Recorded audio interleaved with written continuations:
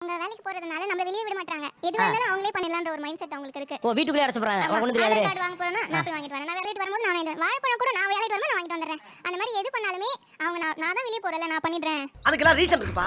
Sir சின்ன பிள்ளை sir, அதுக்கு எதுவும் தெரியாது. இல்ல அதெல்லாம் சின்ன பிள்ளை இப்பதானே கத்துக்கணும். என்ன தெரியாது. கல்யாணம் எங்க ஏதோ வீட்ல வந்து நாங்க 2 பொண்ணு சார். எங்க அப்பா இல்ல. நான் 10th படிக்கும் போது தவறிட்டாங்க.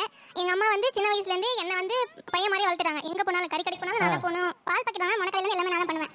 இங்க கல்யாணத்துக்கு அப்புறம் நான் வந்து வீட்டுக்குள்ளே தான் சார் இருக்கேன். சார் அவங்க ஏமாத்திடுவாங்க யாராச்சும் அப்படின்ட்டு. எனக்கு ஒரு புரியல. அதாவது நீங்க வேலைக்கு போறதுனால உங்களுக்கு விவரம் தெரியும் நீங்க நம்புற வரைக்கும் சரி. ஆனா வேலைக்கு போகாம வீட்ல இருக்க பிள்ளைக்கு விவரம் தெரியாதுன்னு நீங்க நினைக்கிறது எப்படி சரி?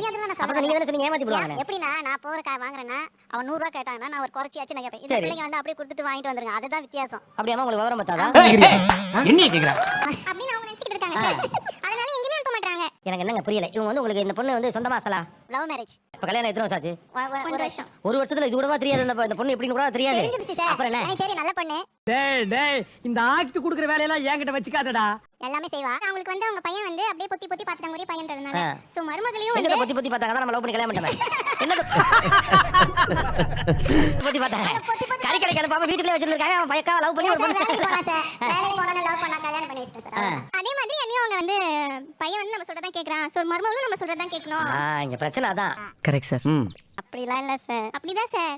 அது ஒரு நான் செஞ்சா கரெக்டா இருக்குன்ற ஒரு மைண்ட். எல்லாருமே அப்படிதான் இருக்கும். நான் செஞ்சா கரெக்டா இருக்கும் நானும் நினைக்கிறேன். ஒருவேளை நீங்க ஏதாவது வாங்குனீங்க பண்ணீங்க போனீங்கன்னா என்ன சொல்லுவாங்க? ஏதாவது சாரி வாங்கிட்டு வந்தா கூட இந்த சாரி இவ்வளவா? நான்லாம் 150 ரூபாய்க்கு சாரி வாங்குவேன். இந்த சாரி நீ இவ்வளவுக்கு வாங்கிட்டு வந்தவனே ஏமாத்திட்டாங்க பாப்பா. இல்ல அதாவது அந்த அளவுக்கு விவரம் தெரியாத ஒரு பொண்ணு கிடையாது. அதெல்லாம் தெரியும் சார். ஆபீஸ்ல ஒர்க் பண்ணிட்டு அவங்க சொல்றாங்க எல்லாம் தெரியும். தெரியும். ஆனா அனுப்ப மாட்டாங்க. அவ்வளவுதான். வந்து இப்ப நான் என்ன உங்கள்ட்ட சொல்றது? அந்த வந்துருச்சு உங்க வாயில இருந்து. சரி இனிமே நீங்க வாங்கிட்டு வா. சும்மா இப்ப அவங்க முன்னாடி சொல்றாங்க சார். வீட்டுக்கு போனா திரும்பி அப்படியே கூட்டிட்டு இப்ப நீங்க ஒரு டீல் போட்டுருங்க. என்னன்னா இந்த வேலையெல்லாம் நான் பாத்துக்கிறேன். இதெல்லாம் நான் செஞ்சிருவேன். இது பொருளா நானே 2 நாள் எங்க ஹஸ்பண்ட் கிட்ட சொல்லி சொன்னாலே அவ பண்ணட்டுமா போட்டுமா எங்க ஹஸ்பண்ட் எனக்கு சப்போர்ட் பண்ணுவாரு. ஒரு 2 நாள் அப்படிதான் போகும். 3வது நாள் ஏதோ ஒரு பாயிண்ட் எடுத்து வச்சிட்டு நான் சொன்னல அப்பவே நீ போனா இவ்வளவுதான் இருக்கும். இப்படிதான் ஆகும். அப்படி நம்மள அந்த திரும்பிக்கு அந்த இடத்துக்கு அனுப்பிச்சிடுவாங்க. ஆக்சுவலி அவங்க வந்து தனியாவே அவங்க பையனை வளர்த்து அந்த பில்ட் பண்ணதுல நான் எல்லாத்தையும் பாத்துப்பேன். நான் எல்லாத்தையும் பண்ணிடுவேன். அந்த ஒரு அவங்களுக்கு அந்த ஒரு மென்டாலிட்டி இருக்கு. அவங்க என்ன புரிஞ்சுக்கிட்டா பெட்டர்னு நினைக்கிறீங்க? அவங்கள மாதிரி நானும் இருப்பேன் அப்படின்னு புரிஞ்சுக்கிட்டா பெட்டர். ரைட். அப்ப நீங்க காய்கறி கடைக்கு போங்க. அவங்க கறி கடைக்கு போட்டு அப்படி பிரிச்சா நல்லா இருக்கும்ல. சார் ஞாயிற்றுக்கிழமை வெளியே விட மாட்டாங்க சார். நுங்குல இருந்து இளநீல இருந்து எது வேணா உனக்கு என்ன வேணும் சொல்லு. நான் வீட்ல எடுத்து வந்து வைக்கிறேன். வெளியே போவாதீங்க. அவ்வளவு சொல்லுவாங்க. அத சண்டே ஒன் டே வச்சு நம்ம பாருங்க சார், வேலைக்கு போறேன். அதனால ஒரு நாள் மட்டும் என் கூடயே இருந்தா சந்தோஷமா இருக்கும். அதனால தான் வெளியே போயிட்டு வந்து வீட்ல தான் இருக்கோம். இருந்தாலும் அன்னைக்கு டே ஃபுல்லா என் கூடயே இருக்கணும்னு ஒரு இது. ஆனா நீங்க யதார்த்தத்தை யோசிச்சு பாருங்களேன். இப்ப ஒரு யங் கப்பல் கல்யாணம் ஆகி 1 வருஷம் தான் ஆயிருக்கு. அந்த பசங்க ஒரே ஒரு ஞாயிற்றுக்கிழமை தான் கிடைக்குது. உங்க பையன் ஒர்க் பண்றாரு தானே? அவர் சனிக்கிழமையும் ஆபீஸா? அப்ப யோசிச்சு பாருங்க. 6 நாள் ஆபீஸ்ல இருக்க உங்க பையனுக்காகவாது அவங்களே ஜாலியா வெளில போனா அது லவ் பண்ணி கல்யாணம் பண்ண பசங்க. அதுக்காக தான் காத்து நிக்கிறேன். போயிட்டு வாங்க. இல்ல நீங்க விட்டீங்க எழுதுவாங்க. இது ரொம்ப இயல்பான ஒரு விஷயம்ல. உங்களுக்கு உள்ளுக்குள்ள மனசுக்குள்ள சொல்ல முடியாம பதட்டமா ஏதாவது இருந்துச்சுன்னு சொல்லிட்டீங்கன்னா அந்த பொண்ணை கிளாரிஃபை பண்ணிட்டு போயிடும். ஆமா. ஏன்னா அந்த பொண்ணு மெச்சூர்டா இருக்காப்ல. நீங்க எதுவும் சொல்ல வேண்டாம். எனக்கு எல்லாம் தெரியும். எங்களுக்கே சொந்தக்காரங்க யாரும் இல்ல சார். எங்க அம்மா மட்டும் தான் சிங்கிளாவே எங்களை வளர்த்தாங்க. அவங்களே எங்களை வந்து என்ன MBA வரைக்கும் படிக்க வச்சிருக்காங்க. எங்க அக்காவை MBA வரைக்கும் படிக்க வச்சிருக்காங்க. எங்க அக்கா கல்யாணத்தை நானே எடுத்து நடத்தினேன். Is it? ஓ புராணே. அக்கா கல்யாணத்தை எடுத்து நடத்தின புள்ள. அந்த புள்ளைக்கு வாழைப்பழம் வாங்க தெரியாது. உங்களை எங்கெங்கெல்லாம் ஃப்ரீயா விடணும். எங்க போனாலும் என்னால பண்ண முடியும். அவங்க நம்பி எனக்கு எல்லா ஃப்ரீடமும் கொடுக்கணும். அவ்வளவுதான். எங்க என்ன ஃப்ரீயா விட்டுருங்கங்கறாங்க. அது முடியாது. நான் அவங்கள பாத்துப்பேன் சார். எங்க அம்மாவை நான் எப்படி பாத்துக்கிட்டனோ நான் அவங்கள பாத்துப்பேன்.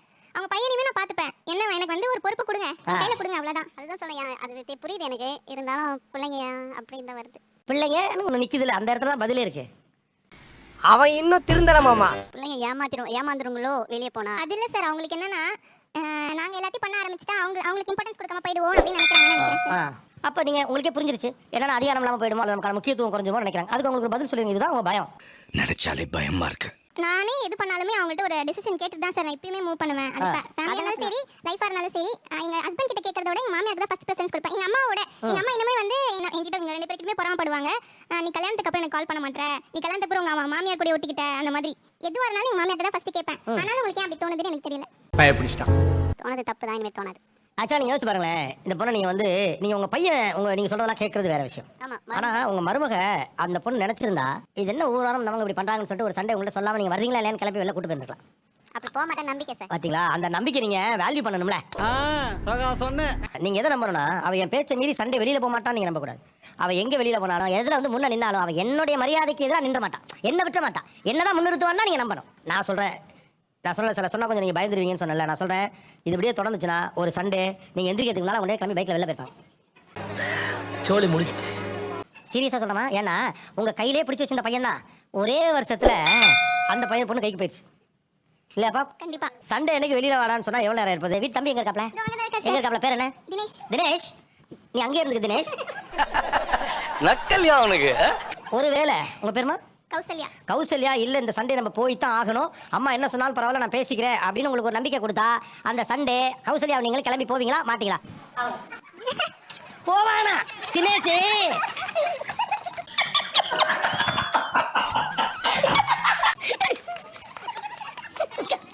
நான் கூட தினேஷ் யோசிப்பான்னு நினைச்சேன், அம்மாக்கு பயந்தவனாச்சேன். அவன் பட்டார்னு யாரா இந்த கேள்வியை கேட்பான்னு உட்காருங்க. அவங்க பையன் வந்துட்டு நீ எதுவும் நினைச்சுக்காத எனக்கு தான் ஃபுல் சப்போர்ட்டிவா இருப்பாங்க. இப்பவாவது என்னை பத்தி உணர்றீங்க? அவங்க பையனே வந்து நீ உங்க அம்மாவை புரிஞ்சுக்கோ, அவங்க தனியா அவனை வளர்த்திருக்காங்க, அவன் ஏன் என்கிட்ட இப்படி பிஹேவ் பண்றாங்க நான் உனக்கு எடுத்து சொல்லியிருக்கேன் நிறைய விஷயத்துல. உங்க மேல நீங்க ஒரு பிடிமானம் வச்சிருக்கீங்களா? அதை நீங்க நம்புறதை விட உங்களை நேசிக்கிற அந்த மனுஷங்களை நம்புறதா ரொம்ப முக்கியம். எதையாவது வளரிட்டு. மறக்காம சர்ப்ரைஸ் பண்ணுங்க. தேங்க்யூ.